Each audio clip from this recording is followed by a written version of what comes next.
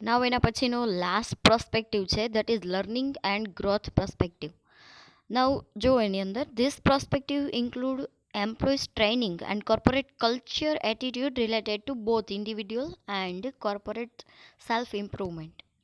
Okay, અહીંયા શું કીધું છે? Learning and growth perspective.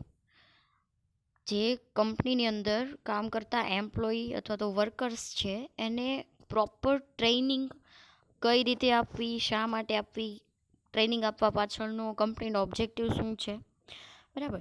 હવે ટ્રેનિંગ શા માટે આપવામાં આવે કે કંપની છે તો એની અંદર એ એમ્પ્લોય લોંગ ટાઈમ માટે એ વર્ક કરી શકે, બરાબર. અહીંયા બીજો એક વર્ડ યુઝ કરેલો છે, corporate self improvement. Self improvement કોર્પોરેટની અંદર એટલે કે કંપનીની અંદર ઇન્ટરનલી ઇમ્પ્રુવમેન્ટ આવે એવા સ્ટેપ્સ છે એની અંદર લેવામાં આવે. જનરલી આની અંદર કોઈ પણ ઇકોનોમિકલ ચેન્જીસ છે એના લીધે જે ચેન્જ આવતા હોય, લેજિસ્લેટિવ ચેન્જીસ મતલબ લીગલી જે ચેન્જીસ આવેલા હોય એ ઇન્ક્લુડ થશે. પ્લસ જો ટેકનોલોજીની અંદર કોઈ ચેન્જ આવે છે તો કંપની પણ આઈધર મશીનરીની અંદર અથવા તો કોઈ પણ જે સિસ્ટમ છે એની અંદર કંઈ પણ ચેન્જીસ કરશે એ પણ એની અંદર ઇન્ક્લુડ થશે, બરાબર. અહીંયા લાસ્ટ ફિફ્થ લાઇનની અંદર જોશો તો ખ્યાલ આવશે. લાસ્ટ ફિફ્થ લાઇનની અંદર કાર્પન એન્ડ નોર્ટન કરીને ઓથર છે એને લર્નિંગ વિશે કીધેલું છે કે શું છે લર્નિંગ એમ, બરાબર. જો learning is something more than training. Training કરતાં કંઈક વધારે છે લર્નિંગ છે. શું છે? It also include think like mentors and tutor. Okay, મતલબ અહીંયા એવું કીધું છે કે મેન્ટર એટલે ખબર છે ને, ટ્યુટર એટલે શું થાય? ટીચર, બીજું કંઈ નહીં. Okay, within the organisation as well as that as of communicating among worker that allow them to readily get help on the problem when it is needed. કોઈ પણ પ્રોબ્લેમ બિઝનેસની અંદર અરાઇઝ થઈ છે તો ઇવન એમ્પ્લોય કે worker છે તો એને પણ પૂછવામાં આવશે કે આ પ્રોબ્લેમનું સોલ્યુશન શું હોઈ શકે, બરાબર. તો જે વર્કર અથવા તો એમ્પ્લોય છે એને રાઇટ આપવામાં આવે છે કે કોઈ પણ પ્રોબ્લેમના સોલ્યુશન માટે જ્યારે જરૂર પડે કંપનીની અંદર ત્યારે એ હેલ્પ કરે. ઓકે, નવ એના પછીનો ક્વેશ્ચન છે write not on balance score card, importance or uses of BSC. Okay, importance પૂછાય, યુઝીસ અથવા તો એડવાન્ટેજીસ પૂછાય તો આ બધા પોઈન્ટ્સ એની અંદર તમારે મેન્શન કરવાના થશે. ફર્સ્ટ છે એમાં એવું કીધું છે કે બીએસસી છે કોણ કઈ કઈ જગ્યાએ કેટલા કેટલા પોર્શનમાં યુઝ કરે છે એ આપેલું છે country wise. In America 44% units, બરાબર. ટોટલ ફોર એક્ઝામ્પલ 100 ગણી લઈએ બધા યુનિટને તો અમેરિકાની અંદર જો આપણે એવું કહીએ કે ટોટલ જેટલી પણ કંપની છે એ 100 એને સપોઝ કરીએ તો એમાંથી 44% યુનિટ્સ એવા છે એટલે કે કંપની એવી છે કે જે લોકો બીએસસી યુઝ કરે છે, બરાબર. ઇન્ડિયાની અંદર 45%, જર્મની, ઓસ્ટ્રેલિયા એન્ડ સ્વિટ્ઝરલેન્ડની અંદર 26% public sector and private sector unit uses BSc. Okay, એટલા માટે એનું ઘણું ઇમ્પોર્ટન્ટ છે. ઇન્ટરનેશનલી કમ્પેરિઝનમાં પણ થોડું ઇઝી રહે, બરાબર. કોમ્પિટિશન કેટલી છે, કોમ્પિટિટિવનેસ કેવી છે, કયા પ્રકારની છે એ જાણી શકાય. માર્કેટ ચેન્જ થઈ છે એની સાથે સાથે. ઓકે, સેકન્ડ છે to meet need of constantly changing demand and achieve the goal. Okay, આપણે આગળ ઘણા બધા પ્રોસ્પેક્ટિવ, ઘણા મતલબ 4 પ્રોસ્પેક્ટિવ છે મેઇન. ફાઇનાન્સ જો અહીંયા બાજુમાં જ છે, customer, business process and learning and growth prospective. તો એ બધાની અંદર જોઈ લીધું તમે કે કોઈ પણ કંપની છે તો ઇન શોર્ટ કહીએ તો એની સ્ટ્રેન્થ, વીકનેસ કઈ કઈ છે એ પોતે જાણી શકે બિઝનેસ સ્કોર કાર્ડ દ્વારા, બરાબર. પોતાની પણ જાણી શકે પ્લસ એના કોમ્પિટિટર્સની વીકનેસ અને એની સ્ટ્રેન્થ પણ જાણી શકે, બંનેની કમ્પેરિઝન પણ કરી શકે. કંપની છે પોતે કોઈ ઓપોર્ચ્યુનિટી એવી છે કે જે સામેવાળી કંપનીની વીકનેસ હોય પણ એ આમની સ્ટ્રેન્થ હોય, બરાબર. તો કંપની ઓપોર્ચ્યુનિટી ગ્રેપ પણ કરી શકે છે. Okay, now third, BSc is help in showing easy and clear and correct direction to corporate sector for vision strategy and measurement for work. મતલબ અહીંયા એવું કીધું છે કે બીએસસી છે એ કોઈ પણ પ્રોબ્લેમ છે સોલ્વ કરવા માટે હેલ્પફુલ થશે, બરાબર. કઈ રીતે હેલ્પફુલ થશે તો અહીંયા કીધું છે vision, strategy and measurement for work. કઈ રીતે વર્ક કરવું એનું આખું એક આમ કહીએ તો વે છે એ બતાવશે, બરાબર. પ્રોપર સ્ટ્રેટેજી છે એ ફોર્મ્યુલેટ કરવા માટે હેલ્પફુલ થશે. એના પછી છે પ્રીસાઇઝ પિક્ચર. પ્રીસાઇઝ મતલબ કે આખું શોર્ટમાં આખું કંપનીનું પિક્ચર, ફાઇનાન્શિયલ પોઝિશન કેવી છે બીએસસી બતાવી દેશે કોઈ પણ બિઝનેસ યુનિટની, બરાબર. નાઉ એના પછી છે fifth, goal and vision at every stage. અહીંયા જો અંડરલાઇન કરેલી છે એ જ હું રીડ કરું છું, એ તમે પણ અંડરલાઇન કરી લેજો, બરાબર. ઇમ્પોર્ટન્ટ વર્ડ છે એટલા માટે અંડરલાઇન કરેલા છે બધા જ પોઈન્ટની અંદર. ઓકે, નાઉ જો શું કીધું છે, BSc provide clear picture regarding the goals and vision at every stage to the manager, officer and personnel એટલે ખ્યાલ જ છે એમ્પ્લોયી, બરાબર. કંપનીની અંદર કામ કરતા બધા જ વર્કર, એમ્પ્લોયર્સ, એને શું કહેવાશે, પર્સનલ નથી.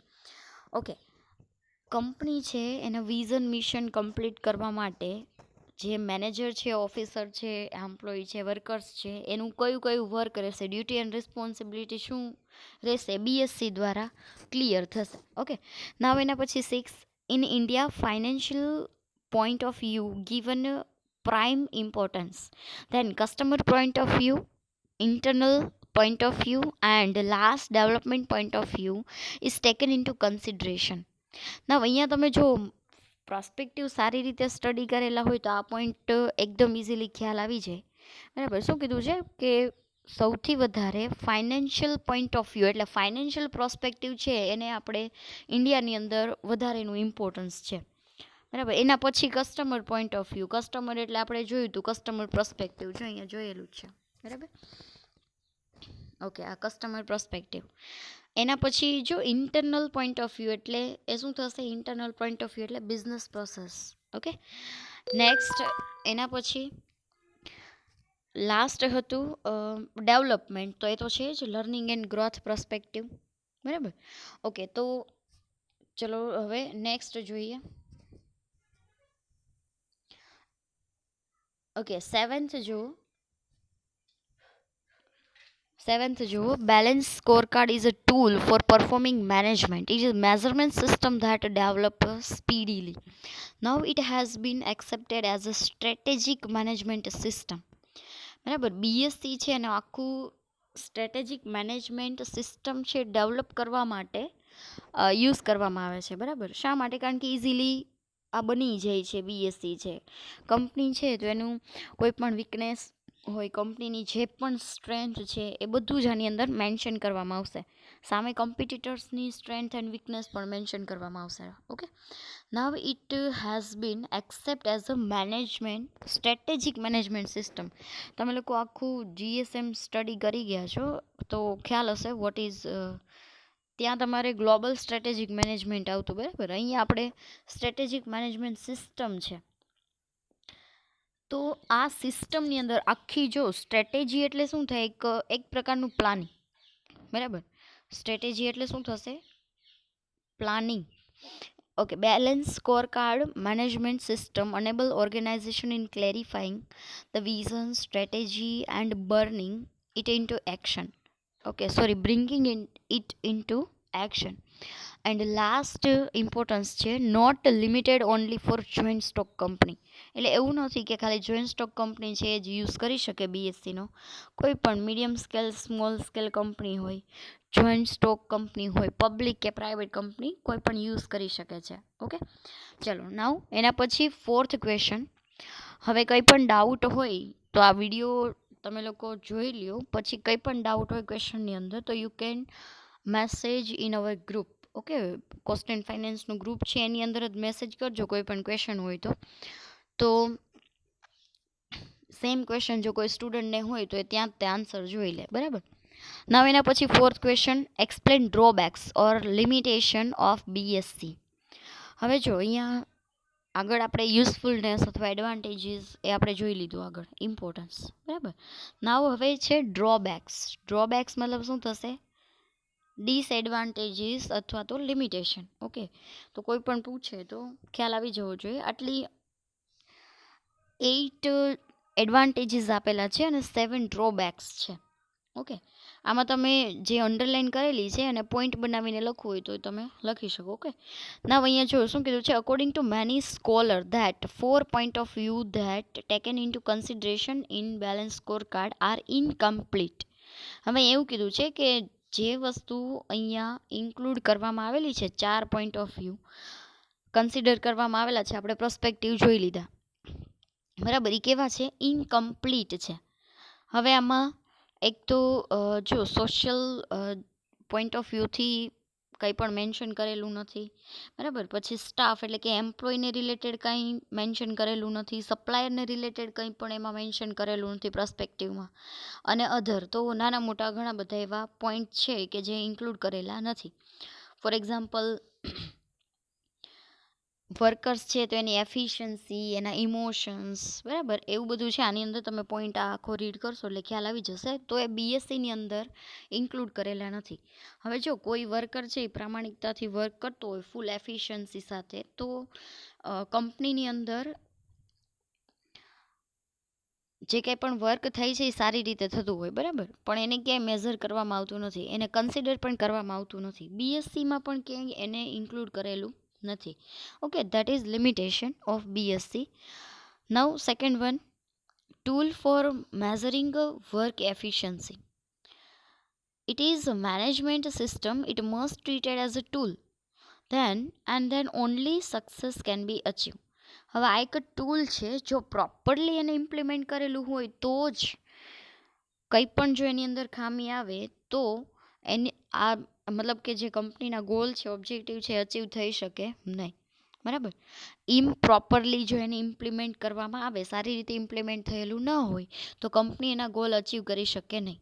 તો એકદમ એ રીતે કે ભાઈ ફોર એક્ઝામ્પલ કોઈ મશીનરી છે ને સારી રીતે ફિટિંગ એનું કરવામાં આવેલું હોય, બરાબર, જે કંઈ પણ જે રીતે ચાલતું હોય એનો ટાઈમિંગ ને બધું પ્રોડક્શન માટેનું, બરાબર, જો પ્રોપર ન હોય તો પ્રોડક્શન પ્રોપર ન થાય, અથવા તો મશીનરી છે એની અંદર વળી બીજી કાંઈ ખામી સર્જાય. ઓકે, તો અહીંયા પણ આ એક ટૂલ છે, બીએસસી છે, જો એને પ્રોપરલી ઇમ્પ્લિમેન્ટ કરવામાં આવે તો સારી રીતે મેઝરમેન્ટ થઈ શકે કે હા ભાઈ બિઝનેસ આ લેવલ ઉપર છે, બરાબર, તો છે કોઈ પણ કંપનીએ ડિસાઇડ કરેલા ગોલ ઓબ્જેક્ટિવ છે અચીવ થઈ શકે, અધરવાઇઝ થઈ શકે નહીં. When goods are not specific, BSC not prepare properly and true fails in achieving goal. હવે એવું કીધું છે કે કોઈ મતલબ ગુડ્સ છે એ સ્પેસિફાઈડ ન હોય. ઓકે, ગુડ્સ એટલે જે પ્રોડક્ટ કંપની બનાવતી હોય એ જ્યારે સ્પેસિફાઈડ ન હોય તો બેલેન્સ સ્કોર કાર્ડ છે એ પ્રોપરલી પ્રિપેર્ડ થશે નહીં. આનો મતલબ શું છે કે ફોર એક્ઝામ્પલ જ્યારે બીએસસી પ્રિપેર કરેલું હોય ત્યારે ફોર એક્ઝામ્પલ ડિમાન્ડ ઓછી હોય, બરાબર, તો પ્રોડક્શન પણ ઓછું થશે.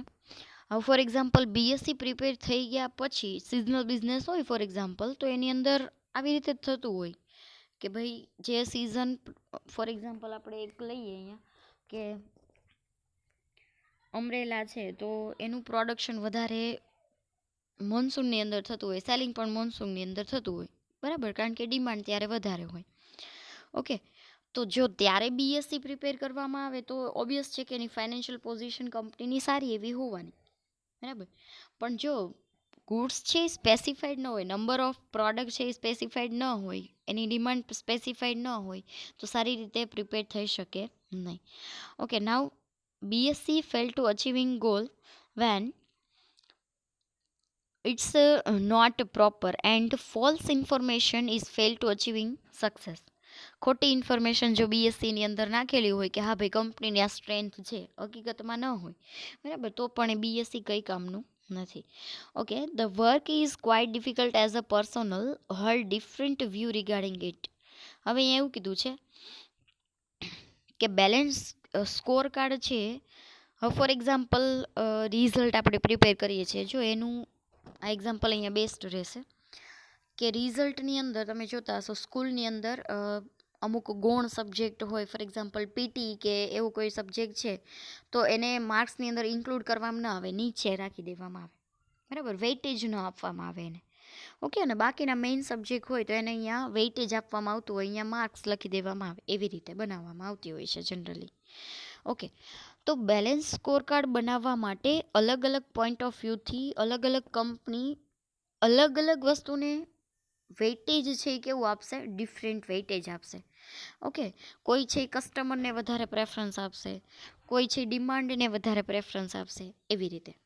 ઓકે, નાવ એના પછી BSC enable organization to clarify vision and strategy. જો એનું ઇફેક્ટિવલી યુઝ ન કરવામાં આવે, ઇફેક્ટિવલી ઇમ્પ્લિમેન્ટ ન કરવામાં આવે બીએસસીનું, બરાબર, પ્રોપર સ્ટ્રેટેજી ન હોય, પ્લાનિંગ ન હોય, તો બીએસસી કંઈ કામનું રહેતું નથી. ઓકે, એના પછી નેક્સ્ટ છે last, the result of BSC are not achieving instantly.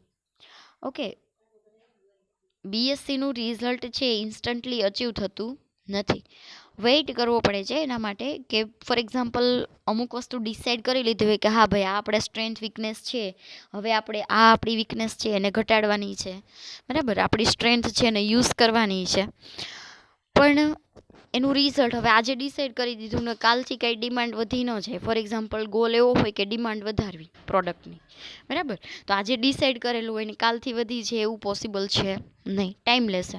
Okay, if prejudice kept during the preparation then can be observed. હવે અહીંયા એવું કીધું છે પ્રિજ્યુડાઇસીસ મતલબ શું થશે, પૂર્વગ્રહ કહીએ ને આપણે કે